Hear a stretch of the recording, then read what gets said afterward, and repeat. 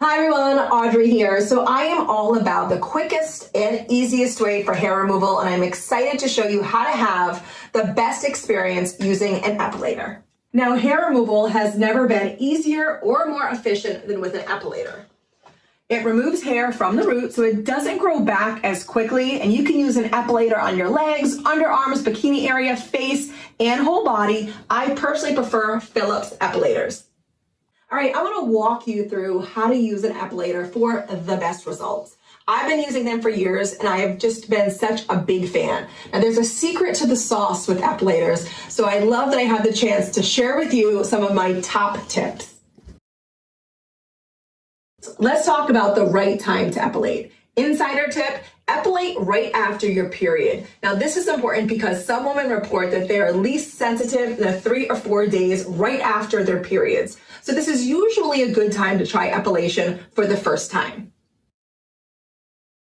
Another tip, and I haven't tried this one, but I have read that if you try to wait 6 to 8 hours after drinking coffee or soda, because caffeine is a stimulant and that can sometimes make you feel greater pain. So you want to wait until it's out of your system.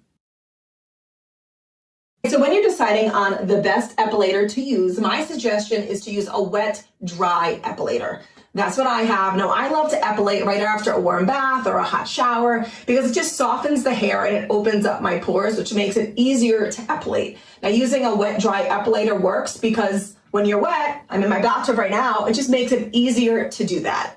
When you're prepping to epilate, there are a few things you want to keep in mind before you get going. Make sure you shave 2 or 3 days before you epilate. This is important because you want to reduce the numbers of hairs available for epilating. You don't want it to be painful, so this makes it easier for you to get going. While we're talking prep, exfoliate a few days before. This will help remove dead skin. Another tip for beginners, exfoliating a few days after can also minimize ingrown hairs. A few other things to keep in mind as you're prepping to epilate: take over-the-counter pain medication 30 minutes before epilating. And if you know you have sensitive skin, you can always use a numbing cream before. All right, my final tip, make sure you are epilating when you're warm to avoid goosebumps. You don't want those. So are we ready for the demo? Because I know I am. Let's get going. Make sure you're in a comfortable spot where you're about to epilate. Now, I love to do it here because I can sit down and I can easily maneuver my epilator by putting my leg up on the side of my tub. You want to make sure you pull your skin taut.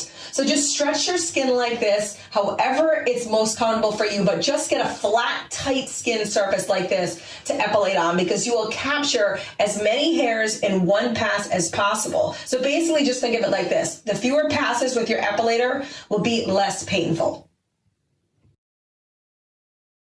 All right, so I'm going to start with this leg because I have more of a stubble here on my legs. So this is what you do. You take your epilator, right? And you're going to, like I said before, pull your skin tight.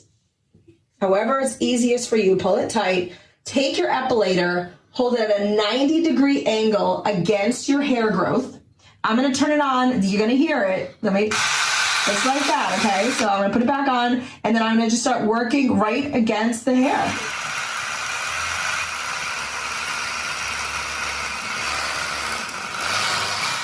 So as you can tell, it works right away. Just continue with the area until it's smooth and just move to the next area.